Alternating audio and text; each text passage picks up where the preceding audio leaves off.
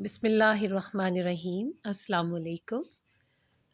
Dear students, we are going to start our new book that is called Goodbye Mr. Chips, and it is recommended by Punjab Textbook Board for class 12. We'll try our best to understand the story of the book even by reading each and every line of the textbook.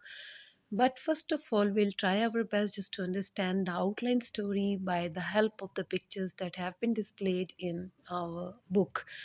I'll be bilingual by even describing the pictures. First of all, try to understand what is in our first picture that is given in our title page. Look here, uh, this is the person that is an old man wearing Macintosh and having the umbrella in his hand. The time is, we can say this is an evening time when the sun is going to set just because of the tinge of the sky. It is an orange and blackish in shade, and this type of the color is always in the evening. And also we can say that this is the opposite side of the sun, because we can see the uh, shadow of that person is in front of him, tilted in front of him, and all the other setting is like human dwellings, and he is going on the road alone towards some destination. God knows what is that destination. लेकिन बच्चों यहाँ पे हम ये भी बात कह सकते हैं कि शाम का टाइम है और ये बंदा जो जा रहा है अकेला है। शायद लिटरेरी टर्म्स हम ये कह सकते हैं कि शाम का जो टाइम होता है ये इंसान की ज़िंदगी को अगर हम थोड़ा सा इसके साथ रिलेट करें तो ये इंसान के बुढ़ापे का टाइम होता है। जैसे in literary terms we always take the early morning as our birth और the childhood time, and the noon is our, you can say, climax of the life, our youth, and dusk is our middle age or the late years or the old age, and the night is the death. In this regard हम ये कह सकते हैं कि ये जो शाम का टाइम है ये उसके बुढ़ापे को भी शो करता है। ठीक है, तो ये हमारा टाइटल पेज था। इसको देखते हैं कि ये मिस्टर चिप्स जो हैं ये डेफिनेटली ये मिस्टर चिप्स होंगे, क्योंकि नाम से ज़ाहिर है और उसके अंदर उन्होंने एक ही कैरेक्टर शो किया और वो भी अकेला। तो एक और बात हमें समझ आती है कि शायद ये बंदा अपनी ज़िंदगी में अकेला रहा है।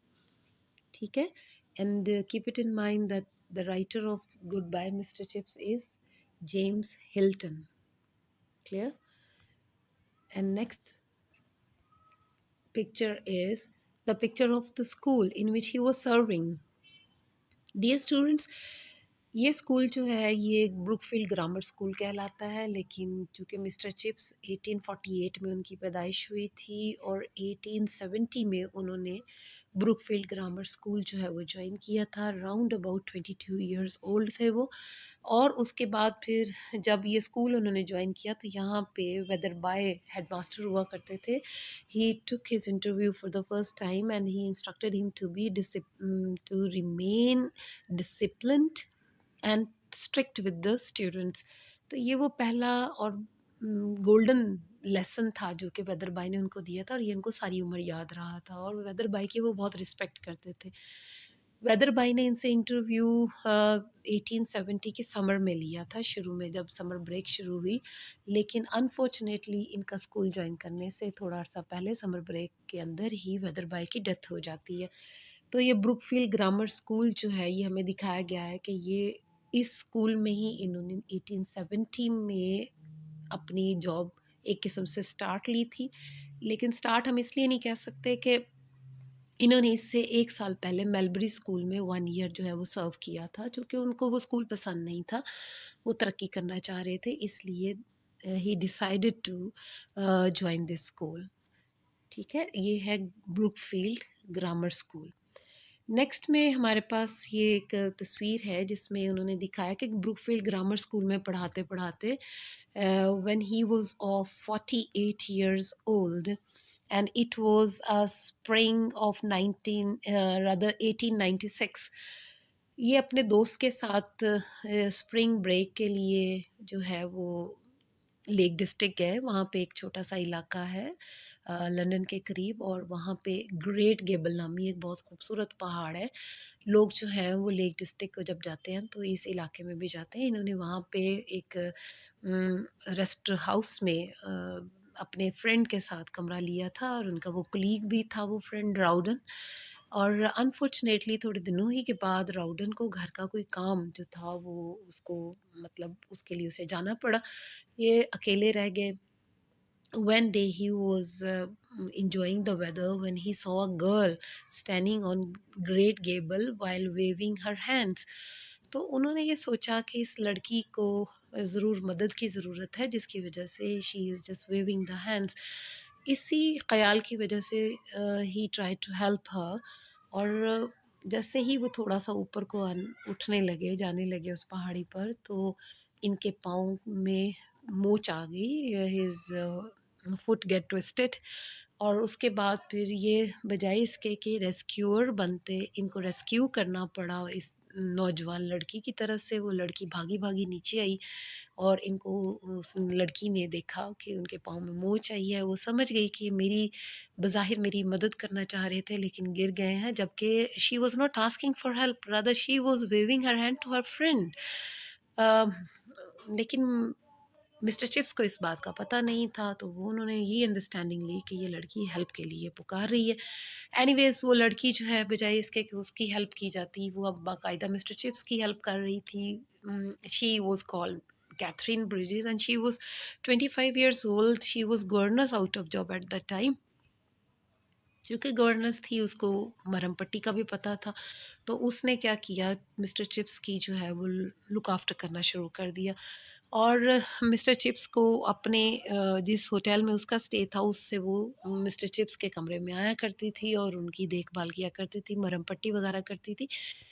इन द मीनवाइल इन दोनों कैरेक्टर्स को एक दूसरे को समझने का मौका मिला, इस तरह से कि मिस्टर चिप्स चूँकि 48 इयर्स ओल्ड थे और लड़की 25 इयर्स ओल्ड, और मिस्टर चिप्स ज़ाहिर है अपनी एज के हवाले से या उस दौर के हवाले से जो कि 1800 अब इस वक्त तो 96 था, यानी 17th सेंचुरी का सॉरी 19th सेंचुरी का बिल्कुल एंड था। उस दौर में ट्रांज़िशन चल रही थी, ये लोग थोड़े से मतलब तरक्की याफ़्ता हो रहे थे, मॉडर्न हो रहे थे इंग्लिश सोसाइटी। तो इस किस्म का ट्रांज़िटरी स्टेज थी कि कुछ लोग तो मॉडर्निटी को पसंद कर रहे थे और कुछ लोग अपने फंडामेंटलिज़्म का अभी भी शिकार थे। यही कह लें कि वो अपनी रवायात और ट्रेडिशंस को छोड़ने के लिए तैयार नहीं थे। अब इन दोनों कैरेक्टर्स में हम ये बात देखते हैं कि एक वो कैरेक्टर है जो अपनी रवायात को छोड़ना नहीं चाहता, और वो है मिस्टर चिप्स। अभी भी एडमेंट है इस नए दौर में भी अपनी पुरानी रवायात के लिए। और फिर हम देखते हैं एक दूसरा कैरेक्टर जो कि नए ज़माने का नया बच्चा है, और वो है कैथरीन ब्रिजेस। हम इन दोनों की शख्सियात में बहुत ड्रास्टिक डिफरेंसेस महसूस करते हैं जब वो आपस में बात करते हैं कि लड़की जो है वो रेडिकल चेंजेस की बात करती है, वो मॉडर्निटी की बात करती है। इवन वो इस दौर में, जिस दौर में अभी नया-नया साइकिल आया और लोगों ने ख़ास तौर पे लड़कियों ने चलाना शुरू किया, तो ज़्यादा अच्छी निगाह से नहीं देखा जाता था, but she was riding the bicycle. इसी तरह से लड़कियों का ज़्यादा पढ़ना लिखना भी पसंद नहीं किया जाता था, और जो राइटर्स थे जो कि लड़कियों के हकूक़ के बारे में लिखा करते थे, वो भी चिप्स को पसंद नहीं था, जिनमें जॉर्ज बर्नार्ड शॉ और इब्सन थे। तो इस लड़की ने आहिस्ता-आहिस्ता जब अपनी पर्सनैलिटी को बातों में रिवील किया, तो मिस्टर चिप्स को लगा कि ये ठीक नहीं है, ये बहुत मॉडर्न है। इसी तरह से मिस्टर चिप्स के बारे में भी इस लड़की के ख़्यालात यही थे कि he is an old man having very old ideas. लेकिन चूँकि इनकी फ्रीक्वेंट एक-दूसरे से मीटिंग्स होती रहीं, ये लड़की रोज़ दिन में 1-2 मर्तबा इनकी बैंडेज के लिए आती रही। इनके व्यूज़ आपस में एक्सचेंज होते रहे। तो with the passage of time ऐसा हुआ कि जैसे लेवल ऑफ अंडरस्टैंडिंग जो है वो क्रिएट हो रहा था। तो by the end of this period when he was completely healthy man, they fell in love with each other. फिर क्या हुआ, they decided to get married, even to get engaged first. उसके बाद यहाँ से जब वो गए तो अपने आप को इंगेज्ड ही महसूस कर रहे थे। और जब इसके बाद ये देखिए इस फोटो में हमें नज़र आता है कि there are everywhere flowers and beautiful wind blowing everywhere, even that girl is shown in between those flowers. तो ये एक किस्म से हम कह सकते हैं this is the feeling of that old man, he was considering her as a flower among the other flowers. मतलब with the passage of time उसको इस लड़की के ख्यालात से इतनी ज़्यादा ऑपोजिशन नहीं रही जितनी कि वो पहले फ़ील करता था। इस लड़की की स्माइल, उसका बोल्ड अंदाज़, उसका आना-जाना उसको बहुत अच्छा लगने लगा। इवन वो उसके आने का बाकायदा इंतज़ार करने लगा। इसी तरह से ये लड़की जो थी उसके चिप्स के बारे में जान कर के ये एक टीचर है और बच्चों को जो है बाकायदा टीच करता है, अगली नस्ल को परवान चढ़ाने की कोशिश कर रहा है, मेंटली भी, फिज़िकली भी। तो ये बहुत हद तक उससे इम्प्रेस हो जाती है इसकी साफ़ गोई से, कि जिसमें वो साफ़ बता देता है कि उसकी डिग्री कोई ख़ास अच्छी नहीं, मीडियोकर टाइप डिग्री है और ये कोई बहुत अच्छा टीचर भी नहीं है, बस नॉर्मल नॉर्मल सा टीचर है। तो ये बड़ी खुश होती है कि इस दौर में भी बंदा अपने बारे में इतने साफ़ गोई से काम ले सकता है। तो वो भी चिप्स के लिए अच्छा फ़ील करने लग गई। यहाँ तक कि जब छुट्टियाँ ख़त्म हुईं तो यहाँ अगली तस्वीर में हम देखते हैं कि मिस्टर चिप्स और मिस कैथरीन ब्रिजेस जो हैं, ये एक ऐसी जगह पे खड़े हैं जो असल में मिस कैथरीन ब्रिजेस की आंट का घर है, उसके घर के बाहर ये खड़े हैं। And this is the evening time when they are going to depart from each other. जाने से पहले चिप्स जो है वो कैथरीन ब्रिजेस से बातें कर रहा है, जिसमें कैथरीन ब्रिजेस उससे मजाक में पूछती है कल तो हमारी शादी है, तो मुझे ये बताएं मैं आपको मिस्टर चिपिंग कहूँ, जो कि मिस्टर चिप्स का असल नाम था, या आपको मिस्टर चिप्स कहूँ जैसा कि आपका निक नेम है और आपको सारे आपके स्टूडेंट्स यही कहते हैं, क्योंकि चिप्स ने उसको बता दिया था कि मुझे मेरे स्टूडेंट्स चिप्स कहते हैं। तो कहती मैं आपको क्या कहूँ? तो इसने हंस के जवाब दिया कि जैसा तुम कहना चाहो मिस्टर चिप्स भी ठीक है। तो कहती ठीक है, चलें फिर हम शादी से पहले आज आखिरी दफ़ा अल्लाह हाफ़िज़ एक-दूसरे से करते हैं, तो मैं आपको कहूँगी गुड बाय मिस्टर चिप्स। तो ये बड़े ही लहक के ये कहती है और उसको ये कहना मिस्टर चिप्स को इसका ये बहुत ही पसंद आता है। और मिस्टर चिप्स जो है वो इसके साथ जो इस याद के साथ वो अपने घर चला जाता है और अगले दिन की शादी हो जाती है। नेक्स्ट फ़ोटो जो है इसमें देखिए कि इसमें लाइफ आफ्टर मैरिज जो है वो शो की गई है और टिपिकली एक टीचर का टेबल दिखाया गया है जिसमें lot of tests are there in even in his hand to be checked by himself and his wife is standing behind him. और ये देखिए कि इसमें हमें पता ये चलता है कि चिप्स बहुत खुश लग रहे हैं, लड़की भी बहुत खुश लग रही है, इसका मतलब है they are having a very happy life after marriage. और यहाँ पे हमें लग रहा है कि चिप्स जो है जो टेस्ट चेक कर रहे हैं उसमें बाकायदा ये लड़की कमेंट करती है। तो स्टोरी में हम देखेंगे कि किस तरह से ये लड़की चिप्स की पर्सनैलिटी पे अपना पॉजिटिव और बहुत इन्फ्लुएंशियल जो है वो इम्पेक्ट देती है। चिप्स जो है उसकी पर्सनैलिटी में कैसा रेडिकल चेंज आता है, किस तरह से वो एक बहुत ही ज़्यादा सीरियस और बहुत ये कह लें अपने काम से काम रखने वाला बंदा जो होता है वो एकदम से डिफरेंट हो जाता है, जोवियल हो जाता है, ह्यूमरस हो जाता है, जॉली हो जाता है। उसके मज़ाक में रिफ़ाइनमेंट आ जाती है, उसकी पर्सनैलिटी में बेहतरी आ जाती है। तो ये हम देखते हैं। उसके बाद बेटा आगे जो है फ़ोटो वो दिखा रही है कि किस तरह से जो है कैथरीन ब्रिजेस की वजह से इनके स्कूल में एक सॉकर मैच होता है। सॉकर मैच का मतलब ये फुटबॉल मैच हो रहा है बच्चों के दरमियान में, लेकिन ये स्कूल की टीम का आपस में मुकाबला नहीं है, बल्कि ये वो टीम है जो स्लम एरिया से आई है इस स्कूल के बच्चों के साथ मुकाबले के लिए। और ये सब कुछ सजेस्ट किया था कैथरीन ब्रिजेस ने, और कैथरीन ब्रिजेस के कहने पर मिस्टर चिप्स ने स्कूल की अथॉरिटीज़ से ये परमिशन ले ली थी कि किस तरह से इनका सॉकर मैच जो है वो आपस में अरेंज किया जाएगा। तो इस सॉकर मैच के बाद बच्चों ने एक दूसरे के साथ बहुत ज़्यादा एफिलिएशन शो की और उन्हें ख़ास तौर पे मिसेस चिप्स बहुत पसंद आई। उसका स्टाइल, उसकी खूबसूरती, उसका बांकपन कह लें, उसकी एक्टिव नेचर कह लें, उसका खुश अखलाकी से बच्चों से मिलना कह लें। यहाँ बहुत सारे बच्चे जो हैं वो मिस्टर चिप्स और मिसेस चिप्स से बहुत ही मुतासिर होके गए। अगरचे आने वाली टीम बेचारी मैच हार गई थी, लेकिन इसके बावजूद it was a good match between these two teams. हुआ ये था कि स्लम एरिया के लोगों को ये जो ब्रुकफील्ड ग्रामर स्कूल है ये क्या करता था, ये चैरिटी दिया करता था, लोगों से पैसे इकट्ठे करके उस स्कूल में भेजा करता था जिसमें बच्चे जो है फ़ीस नहीं पे कर सकते थे। तो इस कैथरीन ब्रिजेस ने ये सजेस्ट किया था कि इस तरह से वो उस इलाके के बच्चे इन्फीरियॉरिटी कॉम्प्लेक्स में चले जाएँगे। तो उनको अल्लाह जानता है कि आने वाले दिनों में इनमें कितने बड़े-बड़े बंदे निकलेंगे फ्यूचर में।